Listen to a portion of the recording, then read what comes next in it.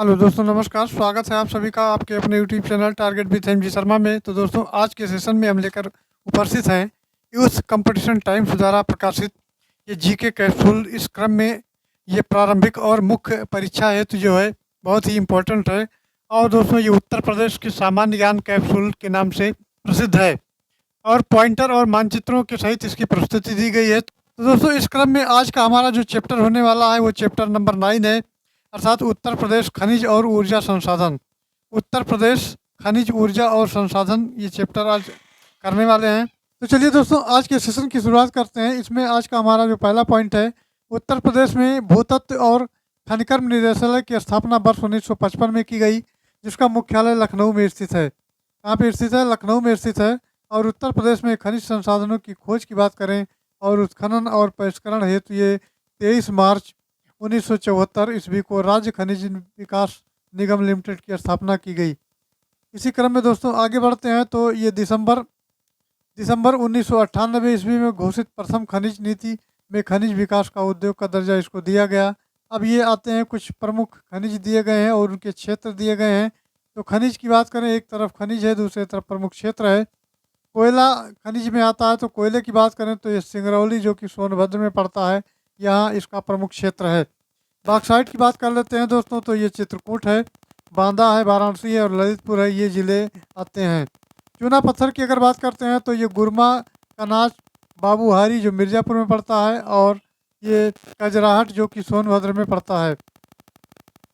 कजराहट जो कि सोनभद्र में पड़ता है। और अब आते हैं, नेक्स्ट आगे बढ़ते हैं दोस्तों। तो ये कांच और बालू की बात करते हैं तो ये शंकरगढ़, लोहारगढ़ जो कि प्रयागराज में पड़ता है, और ये बरगढ़ जो कि बांदा में पड़ता है, चित्रकूट और अलीगढ़, ये आपके जो ज़िले आते हैं। फिर है एंडालुसाइड, ये मिर्ज़ापुर और सोनभद्र का एरिया है। और फिर है पारासाइट्स जो है, ये सोनभद्र और बांदा में पाया जाता है। इसी क्रम में दोस्तों सेलखड़ी की बात करते हैं तो झांसी और हमीरपुर में पाया जाता है। और ये है फायर क्ले, अर्थात ये बांसी मकरी सो जो मिर्ज़ापुर में पड़ता है। बांसी मकरी खो, ये खो जो है मिर्ज़ापुर में पड़ता है, और सोनभद्र ये इसके ज़िले हैं। डोलोमाइट की बात कर लेते हैं दोस्तों, तो ये बारी एक स्थान है जो कि सोनभद्र में पड़ता है, और दूसरा हमारा ज़िला है बांदा। संगमरमर की अगर बात करते हैं तो मिर्ज़ापुर है और सोनभद्र है, ये दो ज़िले आपके आते हैं। और सोनभद्र की अगर बात करें तो ये उत्तर प्रदेश का दक्षिणी ज़िला है। उत्तर प्रदेश का जो सबसे दक्षिणतम ज़िला है ये सोनभद्र है। सैंड स्टोन की बात करते हैं दोस्तों, तो मिर्ज़ापुर में पाया जाता है। और चाइना किले की बात करें तो ये सोनभद्र और बांदा में मिलता है। चलिए आगे बढ़ते हैं। अब नेक्स्ट पॉइंट हमारा आता है, ये रॉक फॉस्फेट की बात करें तो ललितपुर संबंधित है। और कैल्साइट कैल्साइट जो है मिर्ज़ापुर ज़िले में पाया जाता है। सोना की बात करें तो सोना कहाँ पाया जाता है? तो सोना सोनभद्र और ललितपुर में पाया जाता है। मैप में आप देखे होंगे इस तरह, ये जो कुछ पोर्शन ये इस तरह का जो है लटके हुए दिखाई देते हैं, तो ये आपका ललितपुर होता है। और ये जो सबसे इस तरह का पोर्शन में आपका यूपी में दिखाई पड़ता है, तो ये सबसे दक्षिणी जिला जो है सोनभद्र होता है। इधर ये आपका ललितपुर होता है, तो ये ललितपुर और सोनभद्र इस तरह के हैं। और गेरू है की बात करें तो गेरू जो है बांदा में पाया जाता है। फिर है फेल्सपार की बात करें तो झांसी में पाया जाता है। और सिलीमेनाइट की बात करें तो सोनभद्र में पाया जाता है। पायरोफ्लाइट्स की बात करें, यानी पायरोफाइलाइट की बात करें तो ये हमीरपुर है, ललितपुर है, झांसी है और महोबा है, ये ज़िले इसके लिए हैं। और फिर डायस्पोर है, यानी डायस्पोर की बात करें तो ये झांसी है, महोबा है, ललितपुर है और हमीरपुर है। फिर है ग्रेनाइट की बात कर लेते हैं। तो दोस्तों ग्रेनाइट धातु जो है बांदा में, हमीरपुर में, ललितपुर में, महोबा में और सोनभद्र और झांसी इन इन जिलों में पाए जाते हैं। चलिए फिर आगे बढ़ते हैं और अगला पॉइंट को देखते हैं। तो अगला पॉइंट हमारा है, इसी का ये कुछ भाग है। अब दोस्तों पोटाश लवण की अगर बात करते हैं, पोटाश लवण जो पाया जाता है ये प्रयागराज है, चंदौली है, बांदा है, सोनभद्र है और झांसी है, ये ज़िले आपके पाए जाते हैं जो कि ये पोटाश लवण के लिए प्रसिद्ध हैं। तांबा की बात कर लेते हैं दोस्तों, तो ललितपुर है जो कि सोनराई क्षेत्र है। और हीरा की बात करते हैं तो ये बांदा मिर्ज़ापुर है। फिर आता है एस्बेस्टस की बात करें तो मिर्ज़ापुर है, झांसी है जो कि बड़गांव यानी बड़ा गांव का क्षेत्र है। और जिप्सम की बात कर लेते हैं तो झांसी और हमीरपुर में पाया जाता है। अब दोस्तों आगे बढ़ते हैं, लौह एस्ट की बात करते हैं। तो लौह एस्ट जो पाया जाता है वो ललितपुर में पाया जाता है। और यूरेनियम के भंडार जो है वो ललितपुर में है, अर्थात यूरेनियम जो पाया जाता है वो ललितपुर ज़िले में पाया जाता है। अब दोस्तों आगे बढ़ते हैं। आगे बढ़ने के क्रम में दोस्तों अगर बात करें तो उत्तर प्रदेश के खनिज संसाधन से संपन्न जो ज़िले हैं वो प्रयागराज है, और ये झांसी है, मिर्ज़ापुर है, ललितपुर है, सोनभद्र है, बांदा है, हमीरपुर है, महोबा है और जालौन है। खनिज बहुल क्षेत्र ये घोषित किए गए हैं, अर्थात ये जितने उपरोक्त ज़िले हैं इनको जो है खनिज बाहुल क्षेत्र घोषित किया गया है। उत्तर प्रदेश के क्रम में अगर बात करें तो उत्तर प्रदेश का जो एंडालुसाइड है और डायस्पोर है वो खनिज संसाधन की दृष्टि से देश में प्रमुख स्थान उसका है। उत्तर प्रदेश में देश का 78% यानी 78% जो एडालुसाइड है और 37% जो डायस्पोर है वो पाया जाता है। डायस्पोर ये 37% है और दोस्तों एंडालुसाइड है ये 78% है। चलिए आगे बढ़ते हैं इसी क्रम में। तो नेक्स्ट पॉइंट हमारा आता है सिंगरौली में कोयले का भंडार क्षेत्र है जो 220 वर्ग किलोमीटर में विस्तृत है और जिसका खनन कोल इंडिया लिमिटेड के द्वारा कराया जाता है। ये लिमिटेड है, कोल इंडिया लिमिटेड, इसके द्वारा इसका खनन कराया जाता है।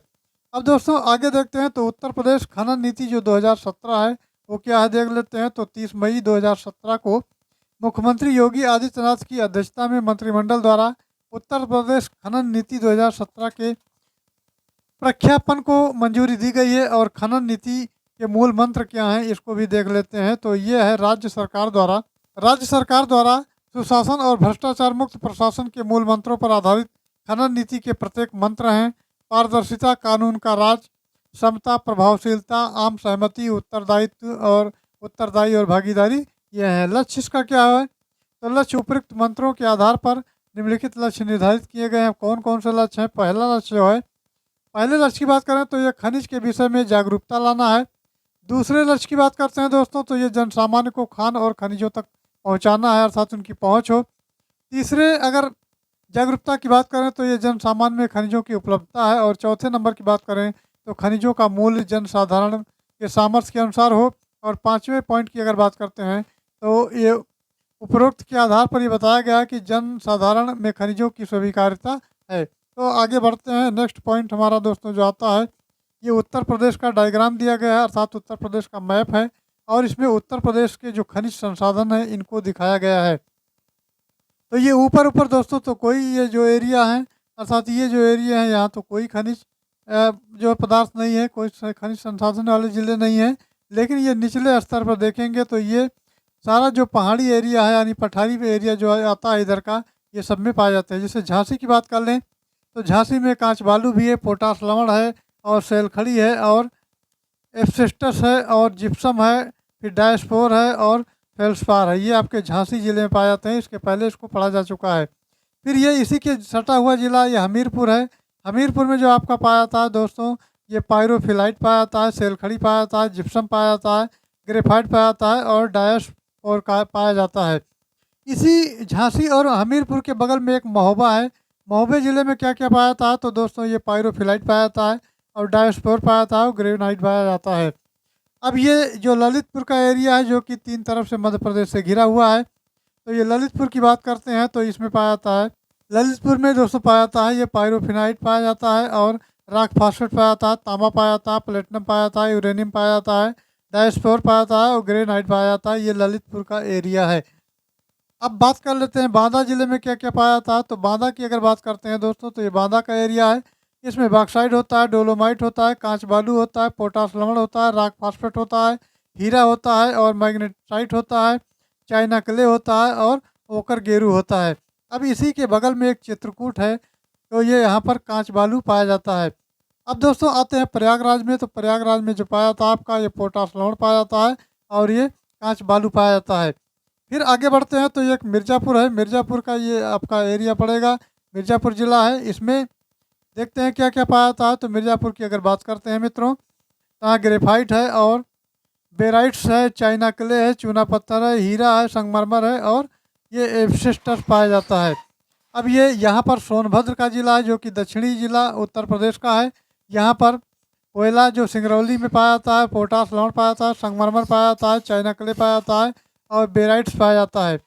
इसी से मिलता जुलता आपका ये चंदौली ज़िला है। चंदौली की मैं बात करें तो बॉक्साइड होता है, डोलोमाइट होता है, पोटास लवण होता है और मैग्नेसाइट होता है। अर्थात ये इसका एरिया है इधर का पूरा, ये यहाँ पर सारे खनिज पदार्थ पाए जाते हैं। चलिए अब आगे बढ़ते हैं और इनके खनन नीति के उद्देश्य के बारे में चर्चा कर लेते हैं। तो दोस्तों खनन नीति की अगर बात की जाए तो खनन नीति के अंतर्गत आपका ये उद्देश्य क्या क्या है। पहला उद्देश्य है खानों और खनिजों के माध्यम से प्रदेश का सामाजिक और आर्थिक सतत विकास हो, खनिज लवण का संरक्षण हो। दूसरा है, तीसरा है पर्यावरण और पारिस्थितिकी का संतुलन बनाए रखा जाए। और चौथा दोस्तों है, राज्य के कुल राजस्व प्राप्ति में खनिजों से प्राप्त जो राजस्व के अंश हैं उनको 1.80% से बढ़ाकर आगामी 5 वर्षों में ये 3% कर किया जाए।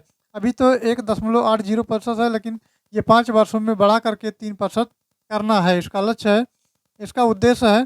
चलिए फिर आगे देखते हैं। तो आगे पाँचवा पॉइंट आता है दोस्तों। अगर पाँचवें पॉइंट की बात करें तो अवैध खनन परिवहन पर नियंत्रण है, तकनीकी हस्तक्षेप हो तथा अवैध खनन और परिवहन में लिप्त व्यक्तियों के विरुद्ध कठोर कठोर जो है दंडात्मक कार्रवाई की जाए। तो दोस्तों अगर छठवें पॉइंट की बात की जाए तो छठवां पॉइंट हमारा आता है ये, खनिज के क्षेत्र में रोजगार के अवसर को बढ़ावा देना है। और सातवां पॉइंट है, खनिज उद्योग में स्वच्छ प्रतिस्पर्धा को प्रोत्साहन देना है। चलिए फिर आगे बढ़ते हैं और अगले पॉइंट को देखते हैं। तो अगला पॉइंट हमारा आठवां आता है दोस्तों। आठवें पॉइंट की अगर बात करें तो खनिजों में वैज्ञानिक विकास हेतु तकनीकी ज्ञान और सुविधाएं और परामर्श उपलब्ध कराना है और इच्छुक उद्यमियों को खनिज आधारित सूचना आंकड़ों को उपलब्ध कराना है। 10वां पॉइंट आता है, खनिज विकास की प्रक्रिया में निजी पूंजी निवेश को प्रोत्साहन और उद्यमिता का विकास करना है। इसी प्रकार दोस्तों 11वां पॉइंट हमारा आता है, ये खनिज विकास के क्रम में आधुनिक अन्वेषण तकनीक के माध्यम से नए खनिज भंडारों में अन्वेषण की तीव्रता हो। और 12वां पॉइंट आता है, खनिजों की स्वीकृति की प्रक्रिया को पारदर्शी बनाने के लिए टेंडरिंग और ई नीलामी ई विजिटिंग प्रणाली लागू किया जाना और खनन प्रशासन की कार्यप्रणाली में इसको सरलीकृत करते हुए प्रक्रिया में पारदर्शिता लाना और भ्रष्टाचार मुक्त इसको बनाना है। अब दोस्तों आते हैं 13वें पॉइंट पे। तो 13वें पॉइंट की अगर बात करें तो खनन संक्रियाओं में प्रभावित व्यक्तियों और क्षेत्रों के लिए कल्याणकारी योजनाओं का संचालन करना, ये इसका उद्देश्य है। अब आगे बढ़ते हैं। तो उत्तर प्रदेश के ऊर्जा संसाधन हैं जो कि मैप के माध्यम से दिखाए गए हैं। अब आते हैं मैप के माध्यम से इसको देख लेते हैं। तो ये पॉइंट है ऊर्जा, यानी प्रदेश आपका उत्तर प्रदेश और ऊर्जा संसाधन, ये क्रम दिखाया गया है। अब ये मैप के माध्यम से दर्शाया गया है कि कौन कौन से ज़िले जो हैं ये ऊर्जा संसाधन में हैं, तो अग्रणी हैं। ये इनका जो डायग्राम के माध्यम से दिखाने का प्रयास किया गया है। तो ये दोस्तों है, ये हरदुआगंज जो ताप विद्युत परियोजना है 1942 में और निर्माण रूस के सहयोग से हुआ, जो कि ये अलीगंज में पड़ता है, अलीगढ़ में पड़ता है, सॉरी क्षमा करना, अलीगढ़ में पड़ता है ये। फिर नेक्स्ट दोस्तों आता है हमारा ये बुलंदशहर है, इसी से सटा हुआ एरिया, और यहाँ बरेली है। तो बुलंदशहर और बरेली के क्रम में अगर बात की जाए, उत्तर प्रदेश में एनटीपीसी उत्पादन केंद्र है और यहाँ आपका बुलंदशहर में दादरी ताप विद्युत परियोजना है। और बरेली में बात करें तो ये आंवला ताप विद्युत परियोजना है। इसी क्रम में दोस्तों आगे बढ़ते हैं। तो अगला पॉइंट हमारा आता है, तो ये आपका औरैया पड़ता है। यहाँ बुलंदशहर की बात करें तो यहाँ नरौरा प्रमाण केंद्र है जो 1991 में निर्मित हुआ और 220 से 220 मेगावाट की क्षमता का जो है संयंत्र कार्यरत इस पे है, कार्य कर रहा है। औरैया की बात करें तो औरैया आपका औरैया ताप विद्युत पे केंद्र है। कानपुर नगर में अगर बात करें तो यहाँ भी कानपुर नगर में अगर बात करें तो ये पनकी ताप विद्युत परियोजना है और पनकी यहाँ जो है एक स्थान है। तो चलिए देखते हैं, ये आगे बढ़ते हैं। ये पनकी परियोजना है कानपुर नगर में, पनकी परियोजना है। फिर आता है रायबरेली। रायबरेली में आपका ऊंचा हर ताप विद्युत परियोजना है। और ये आता है अंबेडकर नगर। अंबेडकर नगर की अगर बात करें दोस्तों तो आपका ये जो आता है टांडा, टांडा ताप विद्युत परियोजना है। और यहाँ आपका प्रयागराज की बात करें तो ये मेजा ताप विद्युत केंद्र है। और फिर इसमें अगर बात करें, ये आपका सोनभद्र की बात करते हैं दोस्तों, तो सोनभद्र में दो आपके जो हैं शक्ति नगर सुपर ताप विद्युत परियोजना और रिहंद ताप विद्युत केंद्र, ये आपके मिलेंगे। तो यहाँ अगर आगे बढ़ा जाए तो ये है ललितपुर। ललितपुर में दोस्तों माता टीला जल विद्युत परियोजना है और राजघाट जल विद्युत परियोजना है, जो कि मध्य प्रदेश और उत्तर प्रदेश की संयुक्त परियोजनाएं हैं। मध्य प्रदेश और उत्तर प्रदेश की ये संयुक्त परियोजनाएं हैं। इसी में दोस्तों सोनभद्र की बात करें तो यहाँ ओबरा जल विद्युत केंद्र है और रिहंद बांध जल विद्युत परियोजना है। चलिए फिर आगे बढ़ते हैं। तो ये लिस्ट दिया गया है, इन लिस्ट को ध्यान से देखते हैं। ये राष्ट्रीय ताप विद्युत निगम द्वारा उत्तर प्रदेश के जो स्थापित संयंत्र हैं, ताप विद्युत संयंत्र एक तरफ है, इसका प्रकार क्या है, मेगावाट कितनी इसकी क्षमता है, तो इसको एक चार्ट के रूप में दिखाया गया है। ये दोस्तों दादरी गौतम बुद्ध नगर में पड़ता है और ये कोयला आधारित है। यहाँ पर 1820 मेगावाट की क्षमता लगी है। और टांडा अम्बेडकर नगर में कोयला आधारित ये भी है, ये 440 जो है मेगावाट कार्यशील यहाँ पर है इसकी क्षमता। और ऊंचाहार जो कि रायबरेली में पड़ता है, ये कोयला आधारित ये भी है, 1050 मेगावाट में है। सिंगरौली सोनभद्र की बात करें तो कोयला आधारित है और 2000 मेगावाट है। रिहंद जो कि सोनभद्र में पड़ता है और ये कोयला आधारित है, 3000 मेगावाट में है। औरैया ये दोस्तों गैस आधारित है और ये 663.36 है मेगावाट में है। और आपका नेक्स्ट आता है तो यह आता है दादरी जो कि गौतम बुद्ध नगर में पड़ता है, तो ये है गैस आधारित और 829.78 मेगावाट जो है ये इसकी क्षमता है। अब दोस्तों आगे बढ़ते हैं और अगला पॉइंट है उत्तर प्रदेश ताप विद्युत निगम ताप विद्युत संयंत्र जो लगे हुए हैं उनको भी देख लेते हैं। तो ताप विद्युत संयंत्र है और कार्यशील यानी उसकी संस्थापित क्षमता कितनी है मेगावाट में। तो एक स्थान है अनपरा जो कि सोनभद्र में पड़ता है, यहाँ 2623 मेगावाट की क्षमता वाला है। और ओबरा सोनभद्र में पड़ता है ये 1094। हरदुआगंज जो कि अलीगढ़ में पड़ता है 1270। और परीक्षाबाद जो कि झांसी में पड़ता है 1140। ये यहाँ जो है ये ताप विद्युत संयंत्र लगाए गए हैं। अब दोस्तों आगे बढ़ते हैं तो अगला उत्तर प्रदेश जल निगम परियोजना है। उत्तर प्रदेश में जल विद्युत परियोजना क्या है तो ये खारा है, खारा में सहारनपुर पड़ता है और ये असम नदी पर है। और ये माता टीला की बात करें तो ये ललितपुर में पड़ता है, ये बेतवा नदी पर है। और ओबरा की बात करें तो ये सोनभद्र में पड़ता है और रिहंद नदी पर है। अब दोस्तों ये राजघाट है, राजघाट जो कि ललितपुर में पड़ता है, ये बेतवा नदी पर बनाया गया है। और ये आगे बढ़ते हैं तो आगे आपका है निर्गजनी, निर्गजनी जो मुजफ्फरनगर में पड़ता है और ये गंगा ऊपरी गंगा नहर बनाया गया है, गंगा नदी पर ऊपरी गंगा नहर बनाया गया है। रिहंद है तो रिहंद नदी सोनभद्र में पड़ता है और ये रिहंद नदी पर बनाया गया है। अब दोस्तों इसको चलिए आगे बढ़ते हैं और इसको थोड़ा डिटेल से देख लेते हैं। तो उत्तर प्रदेश का जो एकमात्र परमाणु संयंत्र है जो कि बुलंदशहर के नरौरा में स्थापित है। और नरौरा परमाणु संयंत्र जो कि 220 से 220 मेगावाट क्षमता के 2 रिएक्टर कार्यरत हैं यहाँ पर। नरौरा परमाणु संयंत्र में प्रथम जो रिएक्टर है 1 जनवरी 1991 से। और द्वितीय रिएक्टर की अगर बात करें मित्रों तो ये 1 जुलाई 1992 से व्यावसायिक विद्युत उत्पादन प्रारंभ हुआ था।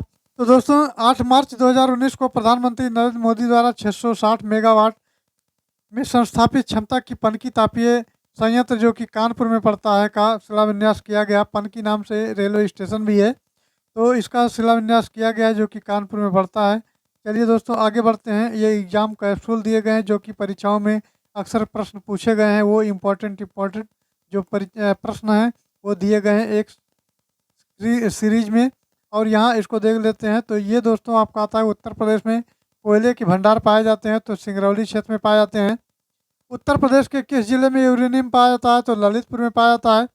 उत्तर प्रदेश में पाए जाने वाले प्रमुख खनिज कहाँ है तो ये दोस्तों लाइम स्टोन और डोलोमाइट है। उत्तर प्रदेश में जो पाए जाने वाले प्रमुख खनिज हैं वो लाइम स्टोन है और डोलोमाइट है। और ग्रेनाइट मिट्टियाँ तथा ये स्लेट बनाए जाते हैं तो ये ललितपुर में बनाए जाते हैं। उत्तर प्रदेश में परमाणु ऊर्जा केंद्र जो स्थापित है वो नरौरा में स्थापित है। अब बढ़ते हैं आगे और अगला पॉइंट देखते हैं। तो अगला पॉइंट दोस्तों है रामपुरा जो कि भारत में प्रथम गांव अपना सौर ऊर्जा प्लांट लगाने वाला बना है। ये कहाँ स्थित है तो ये उत्तर प्रदेश में स्थित है। और उत्तर प्रदेश में पहला तैरता सौर ऊर्जा संयंत्र किस बांध पर बना है तो ये रिहंद बांध पर बना हुआ है। बेराइट तथा एंजालुसाइट उत्तर प्रदेश के किस जिले में पाए जाते हैं तो दोस्तों सोनभद्र में पाए जाते हैं। और उत्तर प्रदेश में वो कौन सा एकमात्र क्षेत्र है जहाँ तांबा पाया जाता है तो ललितपुर वो जिला है। उत्तर प्रदेश के किस जिले में सर्वप्रथम सोलर ऊर्जा संयंत्र प्रारंभ किया गया तो दोस्तों अलीगढ़ में किया गया। और उत्तर प्रदेश में जो वैकल्पिक ऊर्जा के विकास के लिए जो वैकल्पिक ऊर्जा विकास संस्थान की स्थापना की गई कब की गई तो वो 1983 में की गई। कब की गई 1983 में की गई। तो दोस्तों ये रहा आज का हमारा ये पॉइंट जो कि तापीय विद्युत परियोजना से था। तो दोस्तों आई होप यहाँ से कॉन्सेप्ट आपका क्लियर होगा और जानकारी अच्छी लगी होगी। जानकारी अगर अच्छी लगी हो तो चैनल को लाइक करें, सब्सक्राइब करें और शेयर करें। Thanks for watching. जय हिंद।